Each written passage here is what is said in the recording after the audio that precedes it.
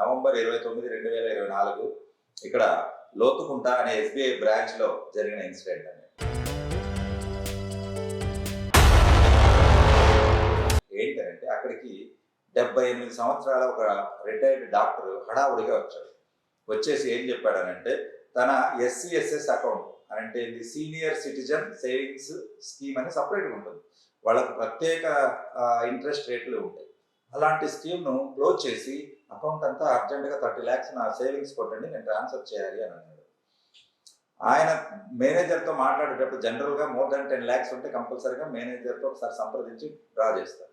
ఆ మాట్లాడేటప్పుడు ఆయన తడబడడం, అలాగే ఆయనకు రిపీటెడ్గా కాల్స్ రావడం, వెంట వెంటనే చేయమని పెట్టడం ఎందుకో అనుమానాన్ని సృష్టించింది అక్కడ ఉన్నటువంటి నవీన్ కుమార్ అని బిఎం బ్రాంచ్ మేనేజర్ గారికి.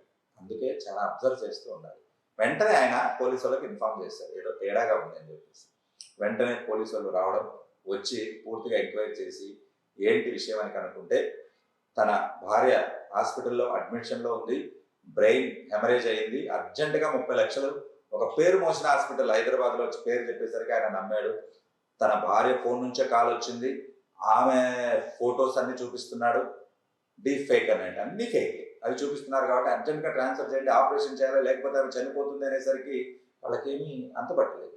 అప్పుడు వెంటనే పోలీసులు ఏం చేశారు, ఆయన పేరు చెప్పిన పేరు మోసిన హాస్పిటల్కి కాల్ చేసి కనుక్కుంటే ఆ పేరుతో అడ్మిషనే కాలేదు ఎవరు అని చెప్పారు. ఎవరు అడ్మిషన్ కాలేదు, ఎవరు ఐసీయూ లేరు, ఎవరికి కూడా ఆపరేషన్ జరగట్లేదు అని తెలియగానే ఇది ఫేక్ అని తెలిసిపోయింది. వెంటనే 30 లక్షలు మిగిలిపోయాయి. ఎవరి తెలివితో అంటే నవీన్ కుమార్ గారు బ్రాంచ్ మేనేజర్ లోతుకుంట ఎస్బీఐ. చూసారా,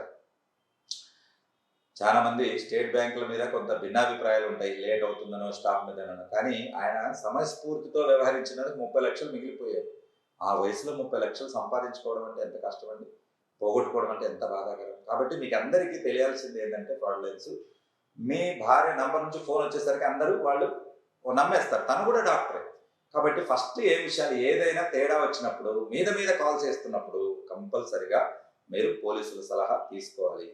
ఆన్లైన్ ఫ్రాడ్లెన్స్కు చేయాల్సిన నంబర్ వచ్చేసి ఇక్కడ 1930 మీ ఫోన్లో ఫీడ్ చేసి పెట్టుకోవాలి. అలాగే వెబ్సైట్ లింక్ ఇక్కడ ఇస్తున్నాను, ఈ వెబ్సైట్లో వెంటనే కంప్లైంట్ చేయాలి. ఎటువంటి అనుమానాస్పద కాల్స్ కానీ ఎటువంటి అనుమానాస్పదంగా మీకు అనిపించిన కానీ వెబ్సైట్లు కానీ యాప్స్లో కానీ అదేంటంటే www.cybercrime.gov.in. వెంటనే పోలీసులు మిమ్మల్ని సంప్రదిస్తారు, సహాయం చేస్తారు. ఇక్కడ మెయిన్గా ఏంటంటే మనం ఫంక్ అవ్వకూడదు, అంటే భయపడకూడదు. అంటే ఇప్పుడు ఒక రకమైనటువంటి ఆన్లైన్ ఫ్రాడ్లెన్స్ చెప్పాను ఏంటంటే మనము కంగారు పెట్టేస్తారు, గాబరా పెట్టేస్తారు, ఇంకా టైం లేదు, వచ్చేస్తుంది, ఆపరేషన్ చేయాలి, మీరు పెట్టండి ఏదేదని. వాళ్ళ పిల్లల పేరు మీద ఫోన్ చేయొచ్చు, వాళ్ళ భార్యల పేరు మీద ఫోన్ చేయొచ్చు, వాళ్ళ కొడుకుల పేరు మీద సంబంధం ఏదో వాళ్ళ నంబర్ నుంచి వస్తుంది. ఇక్కడ మెయిన్గా ఎందుకు నమ్మాల్సి వస్తుందంటే వాళ్ళ నంబరే వస్తుంది, అది కూడా ఫేక్. మీకు వచ్చే ఫోన్ వాళ్ళ నుంచి వస్తున్నట్టుగా అనిపిస్తుంది కానీ వాళ్ళకి కాదు. కాబట్టి ఇదేంటంటే ఫోన్ హ్యాక్ చేయడం అనేది జరుగుతుంది. ఇది ఇంకొక రకమైనటువంటి ఫ్రాడ్ మనం చూసినట్లయితే ఇప్పుడు అందరూ వినపడుతుంది ఏంటంటే డిజిటల్ అరెస్ట్. ఏంటి డిజిటల్ అరెస్ట్?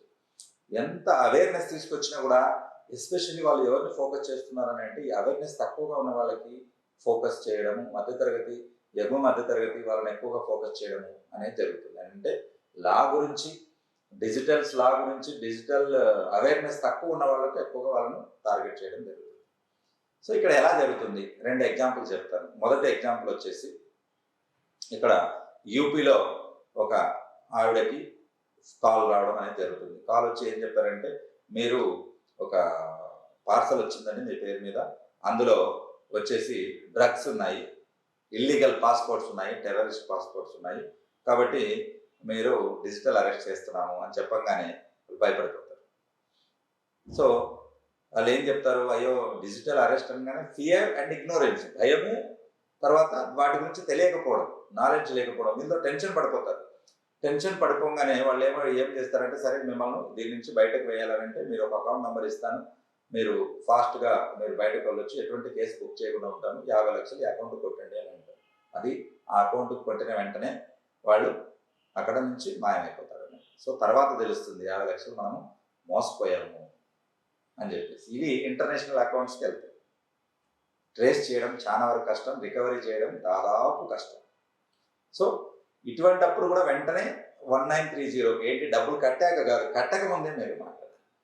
కట్టిన తర్వాత రికవరీ చేయడం అనేది పోలీసులకు కూడా చాలా వరకు కష్టమవుతుంది. 80-90% అనేది రికవరీ అవ్వవు అమౌంట్స్.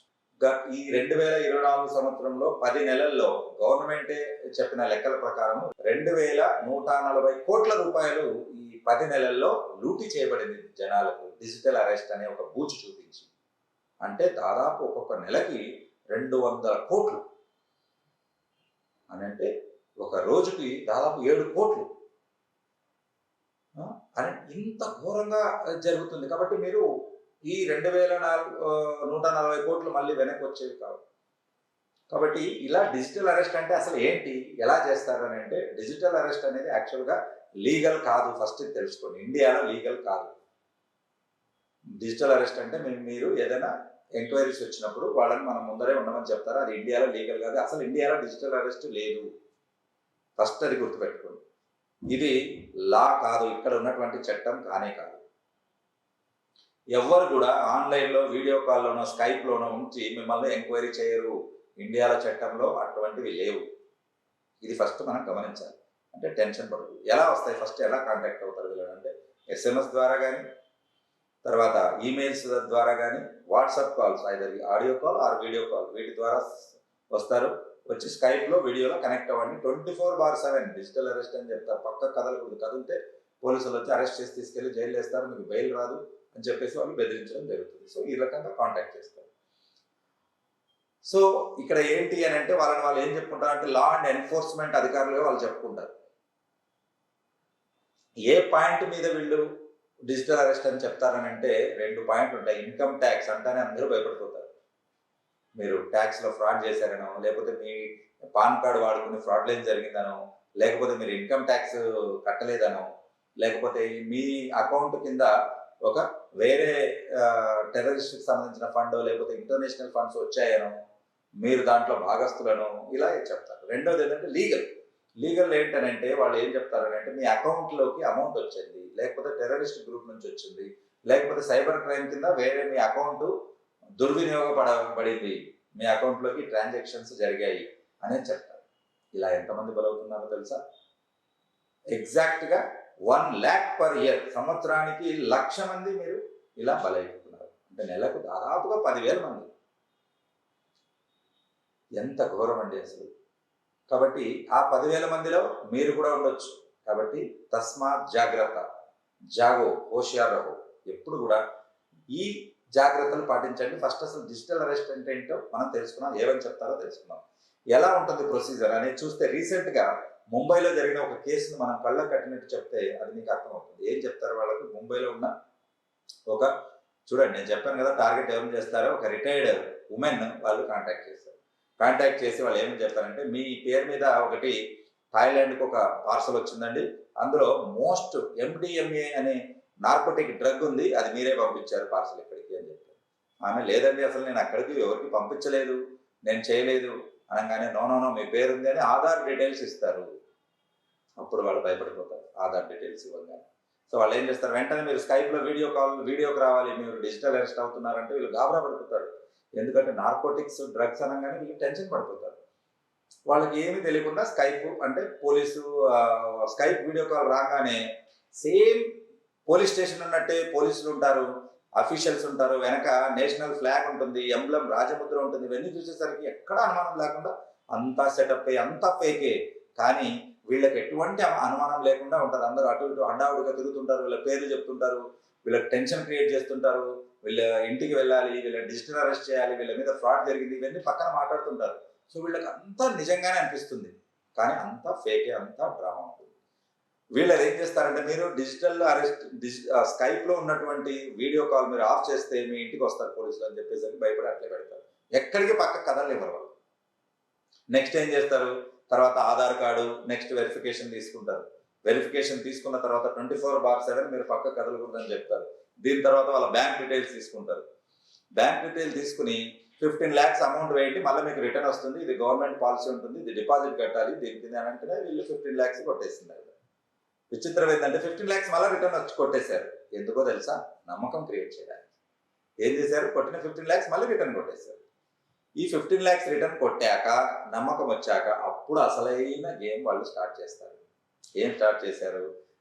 ఇప్పుడు ఈ MDMA డ్రగ్ ఉంది, ఇది చాలా పెద్ద కేసు, మీరు తైవాన్ జైల్లో రావాల్సి ఉంటుంది, ఇక్కడ చట్టాలు చాలా బలమైనవి అన్నీ చెప్పేసి వాళ్ళని భయపెట్టి మీరు ఈ కేసులన్నీ సాల్వ్ చేయాలని అంటే మీరు 3.8 crores ఒక అకౌంట్కు ట్రాన్స్ఫర్ చేయండి అని చెప్పంగానే ఆమె భయపడి ఆ భయంలో 3,80,00,000 అకౌంట్కు ట్రాన్స్ఫర్ చేశారు.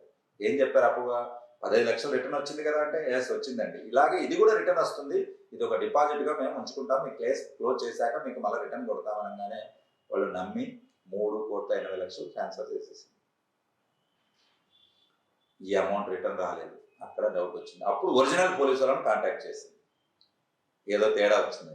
ఈ అనుమానం ముందే వచ్చుంటే, ఈ అనుమానం కాల్స్ వచ్చినప్పుడే వచ్చుంటే, ఈ పోలీస్ కంప్లైంట్ ముందే పోయి వచ్చి ఉంటే, వీళ్ళు నార్కోటిక్స్ అంటున్నారు, నేను ఏ పార్సల్లో పంపలేదండి, ఎందుకు మీకు కట్టాలి, ఎందుకు మీరు రావాలి అని పోలీస్ స్టేషన్లో కంప్లైంట్ చేసి ఉంటే, లేదా 1930కి కాల్ చేసి ఉంటే సైబర్ క్రైమ్ ఇలా ఏదో ఆన్లైన్ ఫ్రాడ్ ఏం జరుగుతుందని 3,80,00,000 మిగిలిపోయేవి. ఇలాగా నేను చెప్తున్నాను కదా ఇందాక 2,140 కోట్లు ఒక 10 నెలలు లూటీ చేయబడింది, అందులో ఈ 3,80,00,000 ఒకటి. కాబట్టి మీ దగ్గర కూడా నెక్స్ట్ మీరు దానికి టార్గెట్ కావచ్చు, నెక్స్ట్ మీరే ఉండవచ్చు. సో సఖత్ రహో సావధాన్ రహో అంటే హుషారుగా ఉండండి. ఎవరైనా కాల్ చేయగానే డిజిటల్ అరెస్ట్ అనగానే మీరు పంపించలేదు, మీ ఆధార్ కార్డు చెప్తారు, పాన్ కార్డు చెప్తారు. ఎందుకంటే ఇప్పుడు ఎవరిని అడిగినా మీరు ఏ బ్యాంక్లో వెళ్ళినా వాళ్ళ ఎక్కడి నుంచి అయినా వాళ్ళు ఆధార్ పాన్ డీటెయిల్స్ తీసుకోవచ్చు. అవి చెప్పంగానే టెన్షన్ పడిపోతారు. ఆధార్ తెలిస్తే బ్యాంక్ డీటెయిల్స్ తెలిసిపోతాయి. సో ఇదంతా కూడా ఆన్లైన్ ఫ్రాడ్, దీన్నే డిజిటల్ అరెస్ట్ అంటారు. ఇండియాలో లా ఎన్ఫోర్స్మెంట్లో అసలు లేదు, డిజిటల్ అరెస్ట్ అనేది లేదు. కాబట్టి మీకు చూపించేటివన్నీ ఫేక్ ఉంటాయి. ఎక్కడ మనం హుషారు అవ్వాలని అంటే డబ్బులు కట్టాక కాదు, కట్టక ముందు హుషారు పడాలి. కాబట్టి వాళ్ళు ఎంత చెప్పినా మేము ఇంటికి వస్తారు, మీరు డిజిటల్ అరెస్ట్ ఇస్తారు, పోలీసులు బయట ఉంటారని చెప్పినా కూడా సరే అండి రండి చూసుకుందామని చెప్పాలి. అంతేగాని టకటక డీటెయిల్ చెప్పడం, వాళ్ళకి అకౌంట్ కొట్టేసేయడం అనేది జరగకూడదు. కాబట్టి ఈ వీడియోను వీలైనంత ఎక్కువ మందికి ఫార్వర్డ్ చేద్దాం, దీని గురించి అందరికీ తెలియజేద్దాం. శివ ఓం శ్రీమన్నారాయణ. ఈ వీడియో మీకు నచ్చినట్లయితే లైక్ చేయండి, షేర్ చేయండి, నా ఛానల్ సబ్స్క్రైబ్ చేయండి. అలాగే ఇంటి దగ్గర ఉండి వాళ్ళు ఖాళీ టైంలో మీరు అర్నింగ్ చేసుకోవాలి అనుకున్న వాళ్ళందరికీ కూడా మన దగ్గర BAP ఆప్షన్స్ చాలా ఉన్నాయి. కాబట్టి కింద కనపడిన నంబర్లకు కాల్ చేసి ఐఎమ్ ఇంట్రెస్టెడ్ ఇన్ BAP అని మీరు పెట్టినట్టు బిజినెస్ అసోసియేట్ పార్ట్నర్ అన్నప్పుడు మీ లోకల్గా ఉన్నటువంటి బిజినెస్ మీకు టిప్స్, అక్కడ ఉన్నటువంటి ఫ్రాంచైజీస్ గురించి చెప్పడం జరుగుతుంది. వాటి ద్వారా మీరు ఎక్స్ట్రా అర్నింగ్ చేసుకోవచ్చు. శివ ఓం శ్రీమన్నారాయణ.